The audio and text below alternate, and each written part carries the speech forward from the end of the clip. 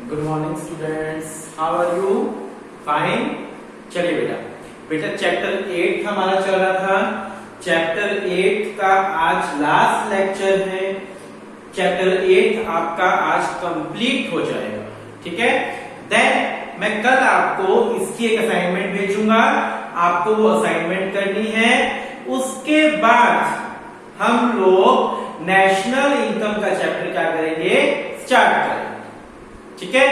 जब national income का chapter आप करेंगे तो आपको बहुत ही ध्यान से वो चैप्टर्स करने हैं। दो चैप्टर नेशनल इनकम के, आपको दोनों चैप्टर बहुत ही ध्यान से, बहुत ही अच्छे तरीके से वो आपको करने हैं। उस चैप्टर में न्यूमेरिकल पोर्शन ज्यादा है, सो ध्यान से करना पड़ेगा आपको, ठीक है। चलिए, हम लोग चैप्टर 8 कर रहे थे। कल हम लोगों ने मेजरमेंट पढ़ा था कि मार्केट में एक्सेस डिमांड है या मार्केट में डेफिशिएंट डिमांड है। दोनों ही सिचुएशन हमारी इकोनॉमी के लिए क्या है, हार्मफुल है, ठीक है। सो यहाँ पर अगर इन दोनों में से किसी भी टाइप की कोई भी सिचुएशन आ जाए तो उसके लिए हमारी इकोनॉमी के अंदर 2 पॉलिसी बनाई गई है, एक फिस्कल पॉलिसी और एक मॉनेटरी पॉलिसी। कल हम लोगों ने फिस्कल पॉलिसी को डिस्कस किया था। फिस्कल पॉलिसी कौन सी होती है? पॉलिसी, गवर्नमेंट की पॉलिसी किस चीज से रिगार्डिंग, गवर्नमेंट की इनकम और एक्सपेंडिचर से रिगार्डिंग पॉलिसी, ठीक है। गवर्नमेंट की इनकम और गवर्नमेंट की एक्सपेंडिचर से रिगार्डिंग जो पॉलिसी होती है वो क्या कहलाती है, फिस्कल पॉलिसी कहलाती है। इसके हम लोगों ने 4 कंपोनेंट भी डिस्कस करे थे आप लोगों से। 4 कंपोनेंट कौन कौन से थे? Government expenditure, taxes, public borrowing यानी पब्लिक डेट या borrowing from RBI. I hope कि आपको बहुत ही अच्छे समझ आ गया होगा फिस्कल पॉलिसी। नेक्स्ट आपकी थी मॉनेटरी पॉलिसी। कौन सी policy? Monetary policy. Monetary policy कौन सी होती है? गवर्नमेंट की मनी से regarding policy. It mean money की सप्लाई से रिगार्डिंग पॉलिसी, मनी की सप्लाई। अभी आपको कुछ याद आ रहा होगा कि मनी की सप्लाई हमने कहीं पढ़ा था। बिल्कुल, आप लोगों ने मनी की सप्लाई 4th चैप्टर में पढ़ा था, सप्लाई ऑफ मनी। देन आपको याद किया होगा सर हमने वहां पर भी कुछ मेजरमेंट्स पढ़े थे।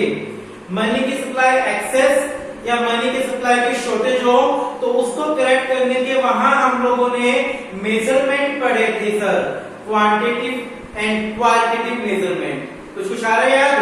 हाँ जी, बिल्कुल वही टॉपिक यहाँ पर अगेन डिस्कस किया जाएगा।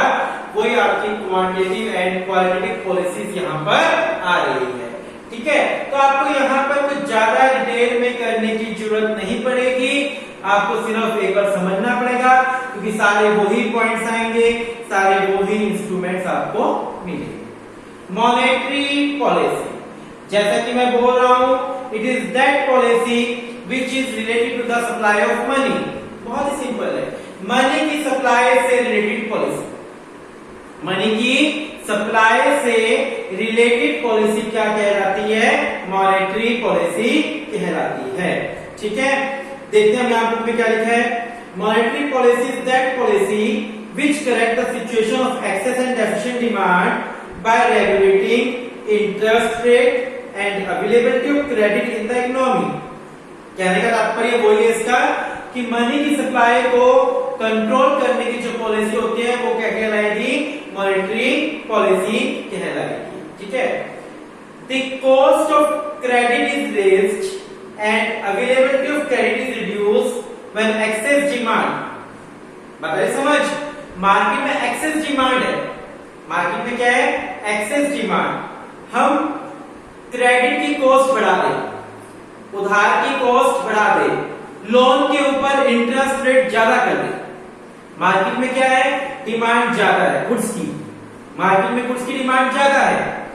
जब लोगों को, पब्लिक को लोन महंगा मिलेगा, लोन की अवेलेबिलिटी कम हो जाएगी, तो उनके पास पैसा भी कम होगा, पब्लिक के पास पैसा भी कम होगा और पब्लिक डिमांड भी फिर कम करना स्टार्ट करेगी। यानी एक्सेस डिमांड है तो क्रेडिट की कॉस्ट क्या कर देनी चाहिए, रेज्ड, कॉस्ट ऑफ क्रेडिट, इसको क्या बोलते हैं, कॉस्ट ऑफ क्रेडिट, रेज्ड, बढ़ा दो। कब, व्हेन एक्सेस डिमांड, जब ये वाली सिचुएशन है, जब एक्सेस डिमांड है ना तो क्रेडिट की कॉस्ट बढ़ा दो, रेस कर दो। दूसरा, उसकी अवेलेबिलिटी कम कर दो, लोन का रेट बढ़ा दिया और लोन की शॉर्टेज कर दी, तो उससे क्या होगा, पब्लिक को लोन कम मिलेगा और डिमांड भी अपने आप क्या आ जाएगी, कम हो जाएगी। This is called dear money policy. इस पॉलिसी को क्या बोलते हैं, डियर मनी पॉलिसी बोलते हैं, डियर मनी पॉलिसी।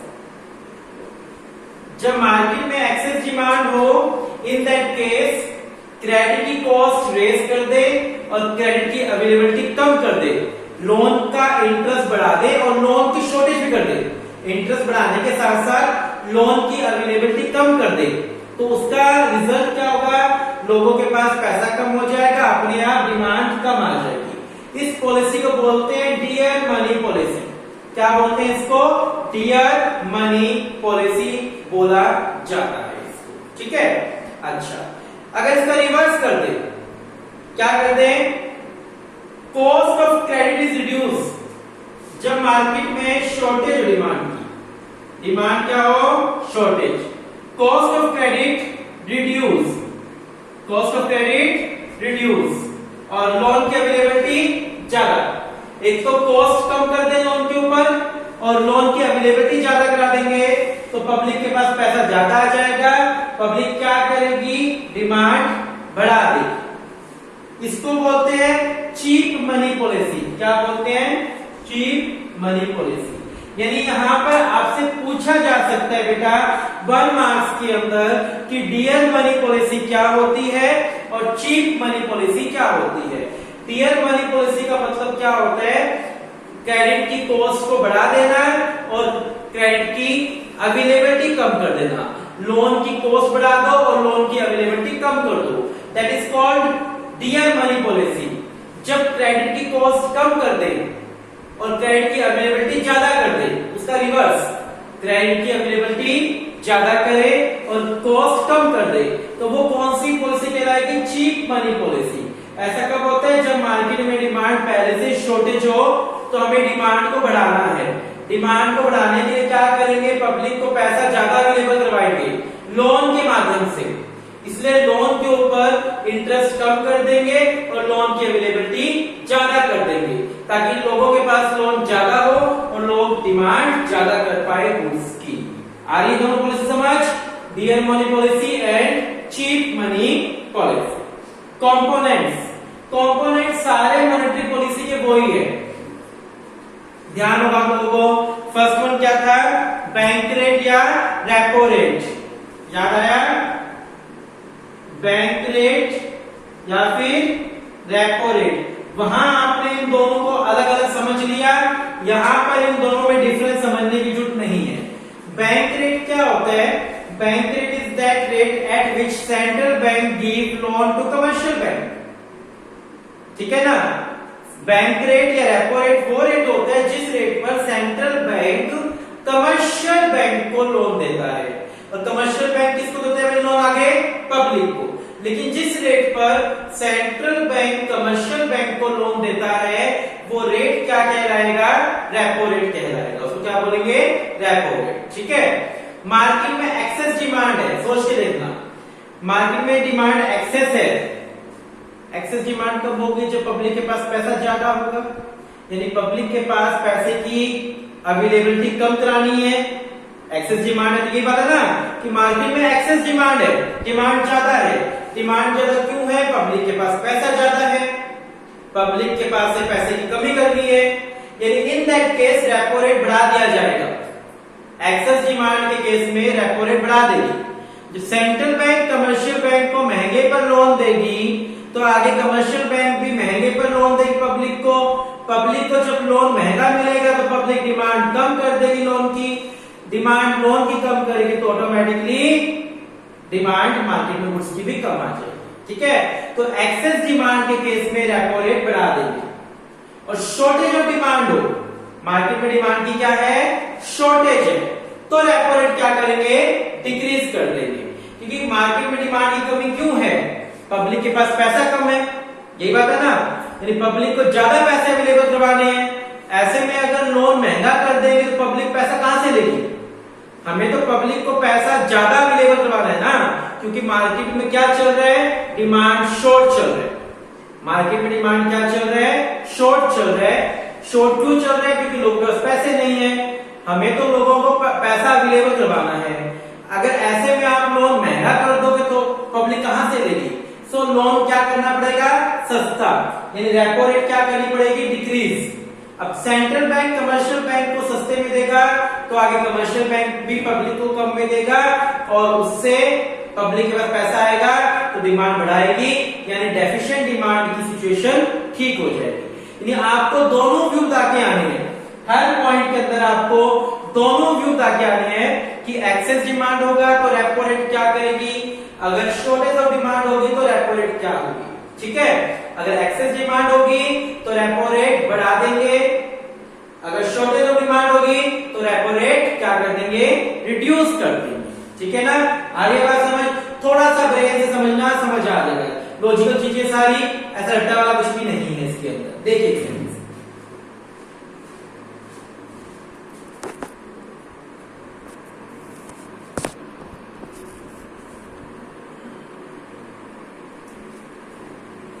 देखिए बेटा, इससे आगे आपका बैंक रेट हो गया। सेकंड पॉइंट क्या था आपका, ओपन मार्केट ऑपरेशन। सेकंड क्या था आपका, open market operation. Second point open market operation. Open market operation क्या होता है, फ्रीली अपनी सिक्योरिटीज को सेल एंड परचेज करना, फ्रीली अपनी सिक्योरिटीज क्या करना, sale and purchase, that is called open market operation. Freely securities को सेल एंड परचेज करना क्या कहलाएगा, ओपन मार्केट ऑपरेशन। अगर मार्केट में एक्सेस डिमांड है, सोचना मार्केट में क्या है, एक्सेस डिमांड। एक्सेस डिमांड कब होती है, जब पब्लिक के पास पैसा क्या हो, ज्यादा हो, मुझे पब्लिक से पैसा क्या करना है, कम करना है, तो मैं गवर्नमेंट मान लो, यहां पर मैं उन्हें सिक्योरिटीज सेल करूंगा या उनसे परचेज। अगर परचेज करूंगा तो उनके पास पैसा जाएगा और पैसा हो जाएगा, यानी मुझे क्या करनी चाहिए, सिक्योरिटीज को सेल, मुझे सिक्योरिटीज सेल करनी चाहिए उन्हें। अगर मार्केट में एक्सेस डिमांड है, एक्सेस डिमांड क्यों है, पब्लिक के पास पैसा ज्यादा है, पब्लिक से पैसा कम करना है डिमांड को सही करने के लिए, तो मैं उन्हें सिक्योरिटीज क्या करूंगा, सेल कर दूंगा, ताकि उनके पास क्या चली जाए, सिक्योरिटी, और उनका पैसा मेरे पास आ जाए। उनके पास पैसा कम हो जाएगा तो अपने आप डिमांड कम हो जाएगी। अगर मार्केट में डिमांड की शॉर्टेज है, डिमांड क्या है, शॉर्टेज, तो मुझे परचेज करनी चाहिए सिक्योरिटी, क्या करनी चाहिए, परचेज। परचेज क्यों, मार्केट में डिमांड कम क्यों है, क्योंकि पब्लिक के पास पैसा कम है। अब मैं उनसे सिक्योरिटी परचेज करूंगा तो बदले में उन्हें क्या दूंगा, पैसा दूंगा ना, उनके पास पैसा आएगा तो वो लोग क्या करेंगे, डिमांड करेंगे गुड्स की, यानी एक्सेस डिमांड है तो मुझे सिक्योरिटीज को क्या करना चाहिए, सेल, ताकि उनका पैसा मेरे पास आ जाए, उनके पास पैसे की कमी हो जाए और वो डिमांड थोड़ा कम करे। शॉर्टेज ऑफ डिमांड होगी तो मैं क्या करूंगा, परचेज करूंगा उनसे, ताकि उनके पास पैसा जाए और वो लोग डिमांड को बढ़ाए। That is open market operation. Second point clear आपको अच्छे से। थर्ड पॉइंट क्या था आपका, CRR। थर्ड पॉइंट क्या था, CRR, cash reserve ratio. CRR, cash reserve ratio. ठीक है, CRR का क्या मीनिंग है, cash reserve ratio. Cash reserve ratio क्या था कि हर कमर्शियल बैंक को सेंट्रल बैंक के पास अपना कुछ डिपॉजिट रखना पड़ता है। हर कमर्शियल बैंक को डिपॉजिट का एक हिस्सा किसके पास रखना पड़ता है? सेंट्रल बैंक के पास। That is called cash reserve ratio. ठीक है। अगर मार्केट में एक्सेस डिमांड है, मार्केट में क्या है? एक्सेस डिमांड है, तो ये रिजर्व क्या करेंगे? इंक्रीज कर देंगे। ये रिजर्व क्या कर देंगे? इंक्रीज। वो एग्जांपल से कि मार्केट में मान लो 10% रिजर्व रखता था, 90% पब्लिक को चला जाता था पैसा एज अ लोन। ठीक है। अब मुझे मार्केट में पैसे की कमी करनी है, मार्केट से पैसे की कमी करनी है क्योंकि डिमांड बहुत ज्यादा हो रही है उसकी। तो मैं क्या करूंगा? रिजर्व बढ़ा दूंगा। जहां पहले 10% रिजर्व रखते थे वहां आप 20% रिजर्व रख लेंगे, जिससे क्या होगा? मार्केट में कितना पैसा जाएगा? 80% जाएगा। हो गया ना कम? अब जितना कम जाएगा उतनी डिमांड भी क्या होगी? उसकी कम हो जाएगी। आगे बात समझ? अगर शॉर्टेज ऑफ डिमांड है तो ये रिजर्व क्या कर देंगे? डिक्रीज कर देंगे। जहां पहले 10% रखते थे वहां अब कितना रखेंगे? 5% रखेंगे। कितना रखेंगे? 5%। अब 95% कहां जाएगा? पब्लिक के पास। 95% पैसा कहां जा रहा है? पब्लिक के पास जा रहा है, यानी पब्लिक डिमांड ज्यादा करेगी। एक्सेस डिमांड है तो ये रिजर्व इंक्रीज कर दो, 10 से 20 ले आओ।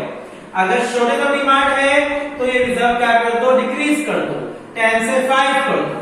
ठीक है ना? ताकि आपकी वीडियो सिचुएशन समझ सके। यहां तक क्लियर आपको अच्छे से? तीनों क्लियर है? ये सारे आपने पढ़े थे, सेम वही चीजें चल रही है, वहां पर भी सेम ये टॉपिक चल रहा था। फोर्थ आपका क्या है? SLR, statutory liquidity ratio. Statutory liquidity ratio, SLR। SLR क्या था? कि हर excess demand, shortage of demand, हर कमर्शियल बैंक को डिपॉजिट का एक पार्ट अपने खुद के पास भी क्या रखना पड़ता था? Reserve. That is called SLR। Deposit का एक पार्ट सेंट्रल बैंक के पास, CRR। डिपॉजिट का एक पार्ट अपने खुद के पास, SLR। वो क्या कहलाएगा? SLR कहलाएगा। ठीक है। अब एक्सेस डिमांड है, सेम वही इंक्रीज कर देंगे रेशियो। अगर शॉर्टेज ऑफ डिमांड है तो क्या कर देंगे? डिक्रीज कर देंगे। CRR और SLR में सेम कंसेप्ट रहता है। क्या रहेगा? सेम कंसेप्ट रहेगा। मार्जिन रिक्वायरमेंट था पॉइंट, वहां आपको अलग अलग दे दे, क्वांटिटेटिव और क्वालिटेटिव। यहां अलग अलग नहीं दिए, इसने सारे पॉइंट्स इकट्ठे दे दिए। भाई आपका बैंक रेट आ गया पहला पॉइंट, दूसरा पॉइंट ओपन मार्जिन ऑपरेशन, तीसरा point CRR and fourth point SLR, fifth point दे दिया इस बंदे ने यहां पर मार्जिन रिक्वायरमेंट। मार्जिन रिक्वायरमेंट क्या होती है? मार्जिन क्या होता है भाई? बैंक हमें सेविंग के ऊपर इंटरेस्ट दे रहा है 5%, आगे लोन पर इंटरेस्ट ले रहा है 8%। हमें सेविंग पर दे रहा है 5% और लोन पर ले रहा है 8%। ये 3% बैंक का क्या है? मार्जिन। दूसरा हमें मार्जिन में आप क्या पढ़ा था? इसको छोड़ो आप। मार्जिन रिक्वायरमेंट में क्या था? गिरवी, सिक्योरिटी गिरवी, सिक्योरिटी मॉर्गेज, सिक्योरिटी मॉर्गेज। ठीक है ना? सपोज करो आपने 1 लाख का लोन लिया तो उसके बदले में आपको 2 लाख की सिक्योरिटी क्या रखनी पड़ेगी? मॉर्गेज रखनी पड़ेगी। That is called margin. ठीक है। मार्केट में एक्सेस डिमांड है तो ये मार्जिन बढ़ा देंगे। पहले 1 लाख के बदले में आपको कितनी सिक्योरिटी गिरवी पड़ती थी? 2 लाख की। अब 1 लाख के बदले में कितने अमाउंट की सिक्योरिटी गिरवी पड़ेगी आपको? 5 लाख की, 3 लाख की, एग्जाम्पल तौर पर। तो इससे क्या होगा कि एक्सेस डिमांड है तो अगर मार्जिन रिक्वायरमेंट बढ़ा दिया कि पहले 1 लाख के बदले में 2 लाख की सिक्योरिटी, अब 1 लाख के बदले में 4 लाख की सिक्योरिटी, तो बहुत सारे लोग जो लोन अप्लाई करते थे वो लोन अप्लाई नहीं करेंगे, लोन लेने के विलिंग नहीं होंगे, लोगों के पास अवेलेबिलिटी कम हो जाएगी पैसे की, और जो एक्सेस डिमांड की सिचुएशन अराइज हुई है वो कम हो जाएगी। ठीक है। यानी एक्सेस डिमांड है, ईडी है, एक्सेस डिमांड है तो मार्जिन क्या कर दो? रेज कर दो। मार्जिन क्या कर दो? रेज। अगर शॉर्टेज ऑफ डिमांड है तो मार्जिन क्या कर दो? रिड्यूस कर दो। मार्जिन क्या कर दो? रिड्यूस, कम कर दो। ठीक है ना? मार्जिन रेज कर दो कब? जब एक्सेस डिमांड है। मार्जिन रिड्यूस कर दो कब? जब शॉर्टेज ऑफ डिमांड है। ठीक है, इससे क्या होगा, बैलेंस मेंटेन हो जाएगा। मोरल सेसेशन क्या हमने पढ़ा था, मोरल सेसेशन क्या होता है, नैतिक तरीके से सेंट्रल बैंक कमर्शियल बैंक को ऑर्डर दे कि कब मनी की सप्लाई कम करनी है, कब मनी सप्लाई ज्यादा। अगर एक्सेस डिमांड है तो सेंट्रल बैंक क्या कहेगा, मनी की सप्लाई क्या कर दो, कम कर दो। अगर शॉर्टेज ऑफ डिमांड है तो सेंट्रल बैंक क्या कहेगा, मनी की सप्लाई रेज कर दो। ठीक है, that is moral cessation. Credit rationing आपने वहां पढ़ा था, क्रेडिट रेशनिंग। क्रेडिट रेशनिंग क्या होता है, हर सेक्टर का रेशियो फिक्स कर दो। क्रेडिट रेशनिंग पॉइंट ध्यान आया, क्रेडिट रेशनिंग क्या था कि हर सेक्टर का क्या फिक्स कर दो, रेशियो फिक्स कर दो। रेशियो फिक्स करने से क्या होगा, किसी भी सेक्टर को ज्यादा लोन अवेलेबल नहीं होगा, हर सेक्टर को फिक्स लोन अवेलेबल होगा, किसी के पास भी ज्यादा लोन नहीं होगा। ज्यादा लोन अवेलेबल नहीं होगा तो ना तो एक्सेस डिमांड होगी ना शॉर्टेज। डिमांड क्या रहेगी, बराबर रहेगी। यानी क्रेडिट रेशनिंग क्या था, हर सेक्टर का रेशियो फिक्स कर दो। ठीक है, ये सारे आपने क्या पढ़े, मॉनेटरी मेजरमेंट। क्या पढ़े आपने, मॉनेटरी मेजरमेंट। सारे वही थे जो पीछे आपने पढ़े, सेम ही टॉपिक। ठीक है, इस चैप्टर का last topic monetary policy and fiscal policy में difference. Monetary policy and fiscal policy में डिफरेंस लास्ट, फिर आपका चैप्टर क्या हो जाएगा, खत्म हो जाएगा। मॉनेटरी एंड फिस्कल में डिफरेंस। ठीक है, मॉनेटरी पॉलिसी क्या था,